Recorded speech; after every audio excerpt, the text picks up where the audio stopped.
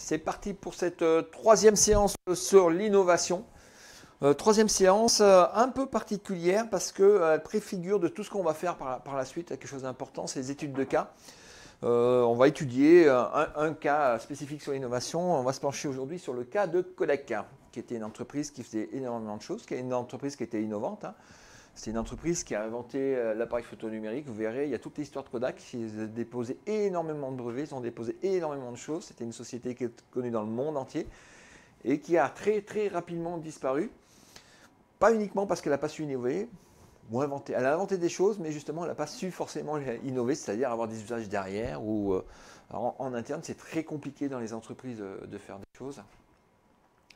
Et donc, on va faire ce cycle de l'innovation. On va voir un petit peu que ce cycle simple, qu'on a déjà un peu évoqué sur la séance 2, où on crée les choses, les choses qui apparaissent, une croissance, une phase de maturité, une phase de déclin. Ben là, avec le cas Kodak, on va voir que c'est un peu plus complexe que ça. Sur l'émergence et la croissance, là, en fait, il y a eu plusieurs choses qui sont arrivées, qui ont permis que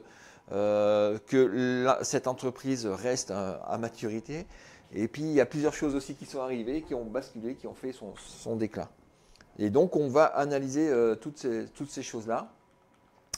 Entre la création de l'entreprise en 1888, le top du top avec 80 000 employés, et puis jusqu'à le dépôt de bilan en 2012. Donc, on va voir toute cette histoire-là, tout ce qui s'est passé autour de cette entreprise.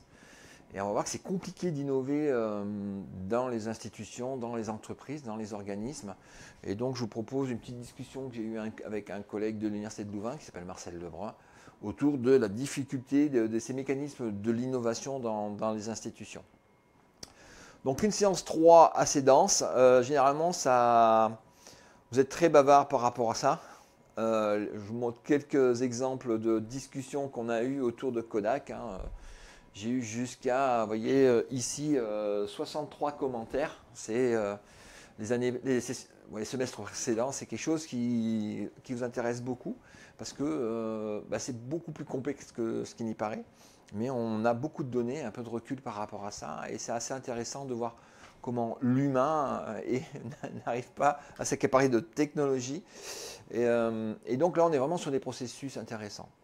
Alors c'est un cas complexe, je ne vous demanderai pas ensuite de travailler sur des cas aussi complexes, mais c'est intéressant de le voir dans sa globalité et dans l'histoire. Donc c'est pour ça que je vais vous faire bosser une séance complète là-dessus. Parce que dans les séances, alors pas tout de suite, mais dans les séances qui vont suivre, je vais vous demander vous-même de travailler sur un cas. Et de travailler sur un cas et de m'en faire des petites vidéos. Donc je vais ouvrir un wiki sur la séance 4. Et dans ce wiki, vous mettrez sur quel sujet, quelle chose vous travaillerez. Et m'en faire une petite vidéo pour expliquer un peu une étude de cas autour de l'innovation. Donc c'est pour ça que sur cette séance 3, je vous laisse bosser sur ce cas Kodak, une étude de cas autour de tout le cycle de l'innovation. C'est super intéressant.